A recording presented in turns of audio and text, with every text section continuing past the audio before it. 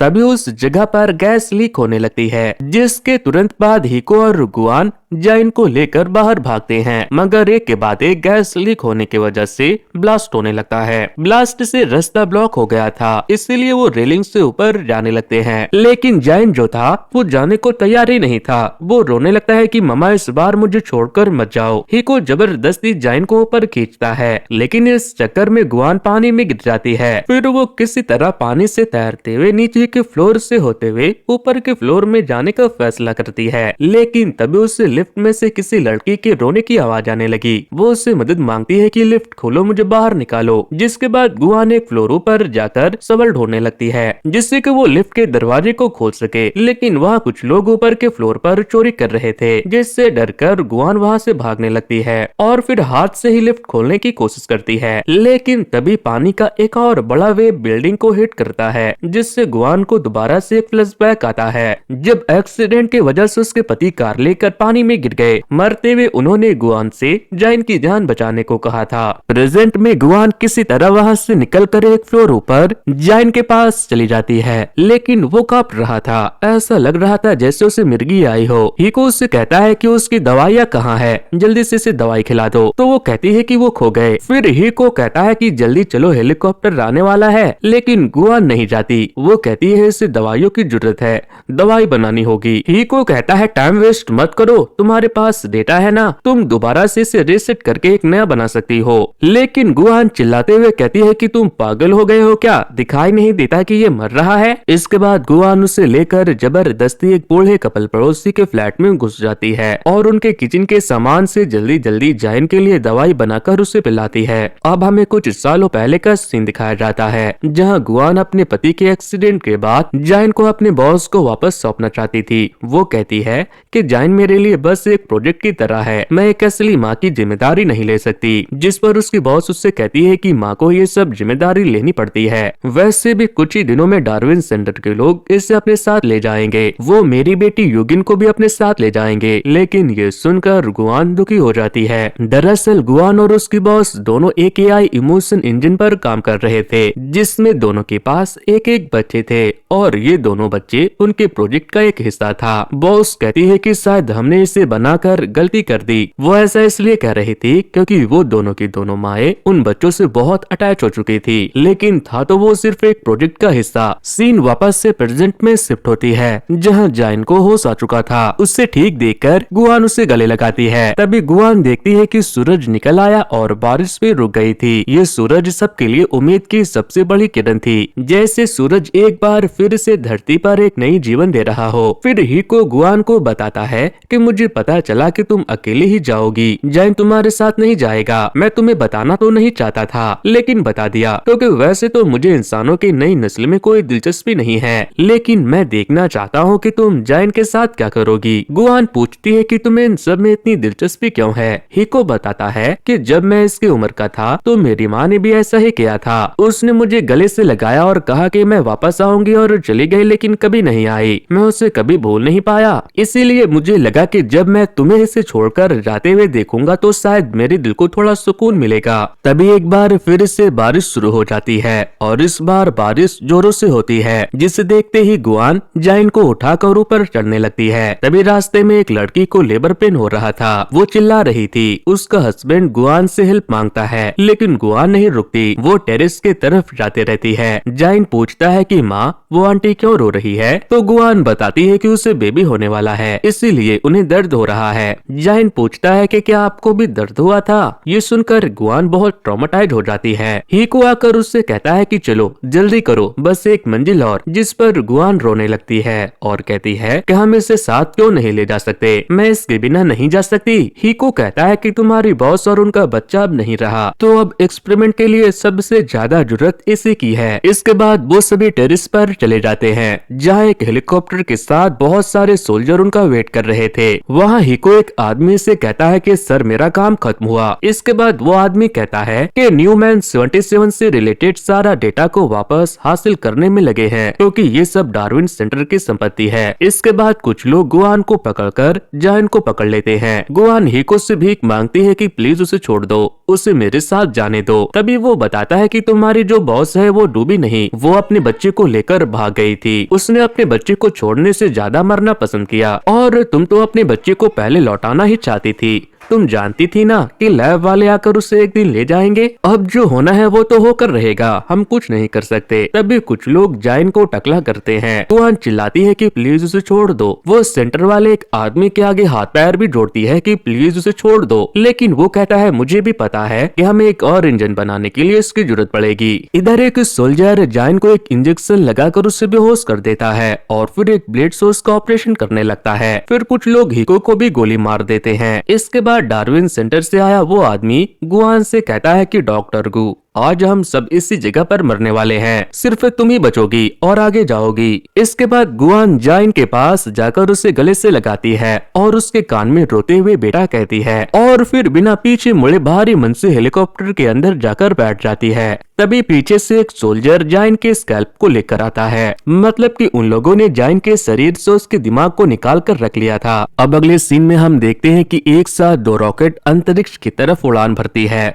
फिर उसे इजाबेल के डायरेक्टर ली की आवाज सुनाई देती है जो कह रहा था कि 15 मिनट में बहुत सारे मेटेओर के टुकड़े धरती पर गिरेंगे जो धरती की आधी से ज्यादा आबादी को खत्म कर देगा। इसलिए आज सुबह डार्विन सेंटर ने इंसानी नस्ल को बचाने के लिए दुनिया के 7 अलग अलग हिस्सों से रॉकेट छोड़ा है और हम इंसान नस्ल के आखिरी जिंदा सदस्य हैं। और अब हमारा मकसद है इजाबेल लैब पहुंचकर वहां एक माँ और बच्चे के शरीर को बनाना, लेकिन सिर्फ आप ही हो जो इमोशन इंजन बनाकर उनमें इंसानी बात भर सकती हो, एक माँ बनकर। जिस पर गुआन कहती है कि बच्चा तो पहले ही बन चुका है, अब माँ बनेगी। अब मैं माँ को सब्जेक्ट बनाऊंगी और बच्चे को गायब कर दूंगी। बच्चे को ढूंढने के लिए माँ कई रुकावटों का सामना करेगी। अगर वो नाकामयाब हुई तो हम एक्सपेरिमेंट फिर से शुरू करेंगे। आखिर में जब माँ अपने बच्चे को ढूंढने में कामयाब हो जाएगी तो तभी लियो उससे इंटरप्ट करते हुए कहता है अगर वो कामयाब नहीं हो पाए तो क्या मानव जाति हमेशा के लिए गायब हो जाएगा। तभी एक तारे का छोटा सा टुकड़ा आकर उनके स्पेसशिप से टकराने वाला था, लेकिन इसके जस्ट अगले ही पल गुआन की बिल्कुल वैसे ही नींद खुलती है जैसा कहानी के स्टार्टिंग में हुआ था, बस थोड़ी बहुत चेंजेस के साथ। इस बार जब गुआन की नींद खुलती है तो उठते ही पानी उसके कमरे में भर गया था और जाइन को मजा आ रहा था। तभी उससे हिको का फोन आता है कि हम आपको लेने के लिए आ रहे हैं। इस बीच जाइन अपनी माँ से कहने लगता है कि कल मैंने अपने सपने में कुछ देखा था, उसे मैंने आपके आईपैड पर ड्रॉ किया था, प्लीज देखो ना। तभी उसे अपने बॉस की बात याद आती है कि एक दिन सेंटर जाइन और यूजिन को लेकर जाएगा। ये याद करते ही वो इस बार हिको का फोन काट देती है। जाइन फिर से नाराज होकर अलमारी में छुप गया था। इस बार वो इसलिए नाराज था क्योंकि उसकी माँ उसकी ड्राइंग नहीं देख रही थी। गुआन उसे समझाती है कि आज तुम्हें मेरी बात माननी होगी, अगर कोई तुम्हें साथ चलने को बोले तो मत जाना। जाइन कहता है कि तुम झूठ बोल रही हो, मैं कल भी 6 साल का था, उससे पहले भी 6 साल का था और उससे पहले भी 6 साल का था। जाइन कहती है कि ये सब तुम क्या कह रहे हो। वो उसे अपने पीठ पर उठाकर वहाँ से भागती है। फिर से ऊपर जाने के लिए सीढ़ी पूरा भर चुका था, इसलिए वो फिर से दूसरा रास्ता लेती है। हिको भी वहाँ आवाज देते हुए उसे ढूंढ रहा था, लेकिन इस बार गुआन उसे देखकर छुप जाती है और एक वेव आकर बिल्डिंग को हिट करती है जिससे गुआन और जाइन डूब जाते हैं। गुआन जाइन को बचाकर ऊपर चढ़ती है, लेकिन जब वो खुद बाहर आती है तो जाइन उसे कहीं नहीं दिखता, मतलब कि वो कहीं गायब हो चुका था। वो डर जाती है और उसे हर जगह ढूंढने लगती है। इसी चक्कर में वो पानी में गिर जाती है और एक वेव की टकराने से वो डूबने भी लगती है। इसी बीच उससे कुछ पुरानी बातें याद आती है जब वो दुनिया खत्म होने से पहले जाइन को छोड़कर जा रही थी। प्रेजेंट में गाड़ी के हिट करने की वजह से वो डूब जाती है, लेकिन जब उसकी आँख खुलती है तो हिको ने उसकी जान बचाई थी। हिको कहता है आपको हमारे साथ चलना होगा। गुआन कहती है नहीं, मेरा बेटा खो गया है, हमें उसे ढूंढना होगा, लेकिन हिको उसे जबरदस्ती करने लगता है कि आप पहले हमारे साथ चलो, हम आपके बच्चे को ढूंढ लेंगे। तभी गुआन उसके जेब से बंदूक निकाल लेती है और उससे पूछती है कि बताओ मेरा बच्चा कहाँ है। तभी गैस लीक होने की वजह से वहाँ ब्लास्ट होने लगता है और एक ब्लास्ट से गुआन नीचे गिर जाती है, लेकिन हिको उसका हाथ पकड़ लेता है। वो कहता है कि हमारे लिए भी उसका मिलना उतना ही जरूरी है और पहले तो तुम खुद उसे वापस सौंपना चाहती थी, लेकिन अब इतना नाटक क्यों कर रही हो। लेकिन गुआन कहती है कि अगर मेरे बच्चे को कुछ भी हुआ तो मैं तुम सबको जान से मार दूंगी। इसके बाद वो हाथ छुड़ाकर पानी में कूद जाती है और नीचे के फ्लोर पर जाकर अपने बच्चे को ढूंढने लगती है। तभी उसे फिर से लिफ्ट में किसी लड़के की हेल्प की आवाज सुनाई देती है। उसने जाकर उससे पूछा कि तुम्हारा नाम क्या है। वो अपना नाम जिसू बताती है। जिसके बाद गुआन फिर से ऊपर वाले फ्लोर में जाती है और इस बार वो स्टिक लाकर लिफ्ट को खोल खोल देती है, जिससे इस बार उस लड़के की जान बच जाती है। देखो, मुझे पता है आपके दिमाग का दही हो गया होगा, ये सब क्या हुआ, कैसे हुआ, सिंपल सी सर्वाइवल मूवी में ये सब हो क्या रहा है, वो सब अभी आपको एंड होते होते क्लियर हो जाएगा। इसके बाद गुआन जीसू से कहती है कि अपने दादा के पास चले जाओ, मुझे अपने बेटे को ढूंढना है। वहाँ से निकलते हुए गुआन उस अंकल आंटी के घर जाती है जहाँ पिछली बार उसने जाइन के लिए दवाई बनाई थी, लेकिन वहाँ कुछ लड़के चोरी कर रहे थे। वो उन्हें रोकने के लिए जाती है, लेकिन वो लोग उसे मारने लगते हैं। वो गुआन को जान से मारने वाले थे, लेकिन तभी हिको और जीसू वहाँ आकर उसे बचा लेते हैं। इसके बाद हिको उन दोनों चोरों को उठाकर पानी में फेंक देता है। अब यहाँ पर गुआन को एहसास होता है कि उसने जीसू की जान बचाई, तो बदले में जीसू ने हिको की मदद से उसकी जान बचाई। मतलब कि आप जैसा करते हैं वैसा ही भरते हैं। वहाँ से जाते हुए जीसू की ग्रैंडमदर उसे जूस की बोतल देती है, जिसे गुआन ने पिछली बार वहाँ आकर जाइन के लिए बनाया था। फिर वो जीसू से कहती है कि तुम मेरे साथ चलो, कुछ देर में बाढ़ का पानी यहाँ भी भर जाएगा। लेकिन वो कहती है नहीं, मैं अपने दादा दादी को छोड़कर नहीं जाऊंगी। आप होती तो क्या जाइन को छोड़कर चली जाती। वहाँ से निकलते हुए गुआन को याद आता है जब पिछली बार सेंटर के लोगों ने जाइन को मारकर उसका स्कैल्प निकाल लिया था। वो रोते हुए उसे ढूंढने लगती है। हिको समझाता है कि हम उसे ढूंढ लेंगे, तुम हमारे साथ चलो। लेकिन गुआन कहती है नहीं, उसे मैं खुद ढूंढूंगी, प्लीज तुम भी उसे अलग अलग मंजिल पर ढूंढो। उसके बातों से हिको सोचता है कि बार बार ऐसे मदद मांगती है जैसे मुझे जानती हो। क्या हम पहले मिले थे, ये सब हो क्या रहा है। तभी उसे याद आता है कि जाइन उसे बार बार अपनी ड्राइंग देखने के लिए कह रहा था, और उसके आखिरी पलों में उसने जाइन के कानों में कुछ कहा था। फिर जब वो अपने फोन में उसके ड्राइंग को चेक करती है तो उसने उसे छोड़कर हेलीकॉप्टर में जाते हुए फोटो बनाई थी। वैसे तो गुआन को पता था कि ऐसा हो गया है, लेकिन कितनी बार उसे वो पता नहीं था। वो कितनी बार जाइन को बचाने में नाकामयाब हुई वो उससे नहीं पता था। जाइन भी हमेशा पूछता रहता था कि क्या मैं हमेशा 6 साल का ही रहूंगा। फिर वो जाइन को ढूंढने के लिए कबर्ड में देखती है, लेकिन तभी हिको वहाँ सेंटर के गार्ड के साथ आकर उसे इंजेक्शन लगा देता है। लेकिन बेहोश होने से पहले वो हिको से कहती है, हम एक दूसरे को पहले से जानते हैं, ये लोग तुम्हें भी मार देंगे। तभी सेंटर के गार्ड भी हिको को वहाँ से जाने के लिए कहने लगते हैं, लेकिन वो उन दोनों को मारकर जाइन को एक दूसरे इंजेक्शन दे देता है, जिससे वो होश में आ सके। फिर वो उससे पूछता है कि बताओ क्या कह रही थी, हम पहली बार कब मिले थे। वो बताती है कि ऐसा बहुत बार हो चुका है, मुझे लगता है जाइन शुरुआत से ये सब जानता है, इसलिए शायद वो कहीं छुप गया है। हिको कहता है, मुझे भी तुम्हारी बातों पर यकीन है, क्योंकि मैं भी ऐसा महसूस कर रहा हूँ। फिर गुआन कहती है कि मैंने उसके साथ जो किया इसीलिए वो मुझसे नफरत करता है, इसीलिए वो छुप गया है। हिको कहता है कि उसकी नफरत की वजह ये नहीं कि तुमने उसे छोड़ा, बल्कि वो चाहता है कि तुम यानी कि उसकी माँ उसे ढूंढे। इसके बाद वो दोनों मिलकर सेंटर के सारे गार्ड को मारने लगते हैं, लेकिन फिर वो लोग उनकी जान के पीछे पड़ जाते हैं। तभी एक वाटर वेव फिर से उन्हें हिट करती है। इसके बाद गुआन जाकर टेरेस पर मौजूद एक कबर्ड को खोलती है तो उसका बेटा जाइन वहीं बेहोश पड़ा था। गुआन उसे दवाई पिलाती है और उससे कहती है कि इससे पहले मामा ने तुम्हें अकेला छोड़ दिया था ना, वो गलती से हुआ था, मुझे याद नहीं था, मुझे माफ करना, शायद मैं फिर से भूल जाऊं। तभी जाइन उठता है और कहता है कि नहीं मामा,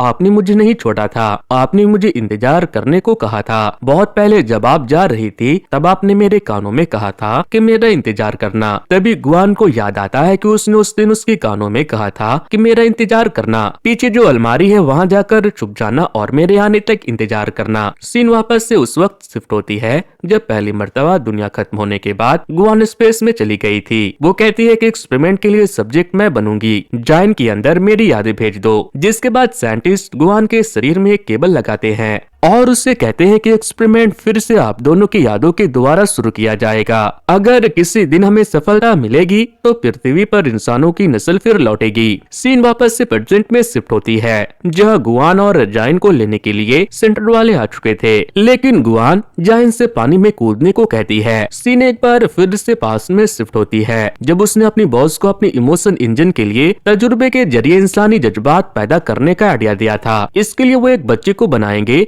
जो 5 साल का ही रहेगा। जिसके बाद उन्होंने मेडिकल साइंस और आर्टिफिशियल इंटेलिजेंस के हेल्प से 2 बच्चे को बनाया। उनका मकसद था उस बच्चे में इमोशन डालना ताकि दुनिया खत्म होने के बाद वो धरती पर एक बार फिर से इंसानों को धरती पर बसने में मदद कर सके। सीन अब उस दिन शिफ्ट होता है जब गुआन ने जाइन को उनसे बचकर पानी में कूदने को कहा था। अब वो भी उनसे बचकर समंदर में कूद जाती है और जाइन के पास पहुंच जाती है। अब अगले सीन में हम देखते हैं कि गुआन और जाइन दोनों साथ में थे। तो आपके दिमाग दिमाग का दही हो गया है, तो अब मैं इससे अच्छे से एक्सप्लेन करता हूँ कि इस कहानी में हुआ क्या था। तो गुआन जो थी वो एक साइंटिस्ट थी जिसने आर्टिफिशियल इंटेलिजेंस से एक ऐसे बच्चे को बनाया जिसके अंदर इमोशन था। वो बच्चा इंसानों की तरह सोच समझ सकता था और बड़ा भी हो सकता था, लेकिन उसकी उम्र लिमिटेड की गई थी, बस 5 साल के लिए। फिर जब गुआन अपने प्रोजेक्ट को टेस्ट कर रही थी तो इस बीच वो उससे बिल्कुल किसी असली माँ की तरह कनेक्ट हो चुकी थी। लेकिन जब बाढ़ की वजह से दुनिया खत्म होने वाला था तो साइंटिस्ट और गवर्नमेंट ने गुआन जैसे साइंटिस्ट को बचाने का फैसला किया ताकि वो लोग दूसरे प्लेनेट पर या फिर दोबारा से अर्थ पर इंसान की अस्तित्व को कायम रख सके। लेकिन इसके लिए वो लोग उसे जायंट से अलग कर देते हैं और जायंट को मारकर उसका स्कैल्प निकाल लेते हैं। अब टेक्नोलॉजी बहुत ज्यादा एडवांस हो चुकी थी जिसमें लोग टाइम ट्रैवल कर सकते थे, जिसके बाद एक्सपेरिमेंट और टेस्ट के बहाने से वो वापस से सब कुछ रिस्टार्ट करवाती है। यहाँ पर वो टाइम ट्रैवल का यूज करते हैं और ट्रेनिंग के लिए अब उसके एक्सपेरिमेंट का मकसद था अपने प्रोजेक्ट को अपने सब्जेक्ट का फाइंड करना, मतलब के जायंट को साबित करने का, जिसमें जब वो कामयाब हो जाती है तो उसे जायंट जिंदा मिल जाता है। दोस्तों ऐसी मूवी बनाना और समझना बहुत ही मुश्किल है, लेकिन क्या करे, बना दिया है, इतनी एक्सट्रीम लेवल पर मार्केटिंग कर दी है तो लोग कंज्यूम कर रहे हैं। तो मुझे कमेंट करके बताओ ये मूवी आपको अभी भी समझ आई कि नहीं। बेसिकली ये कहानी पूरा टाइम ट्रैवल का है जिसमें वो औरत अपने बच्चे को बचाने के लिए वापस से टाइम ट्रैवल करके पहले टाइम में आती है और अपने बच्चे को बचाकर वापस स्पेस में निकल जाती है। सो वेल गाइस, अगर आप एक ऐसे ही वीडियो को देखना चाहते हो तो एंड स्क्रीन पर दी जा रही लिंक पर क्लिक करके उसे देख सकते हो।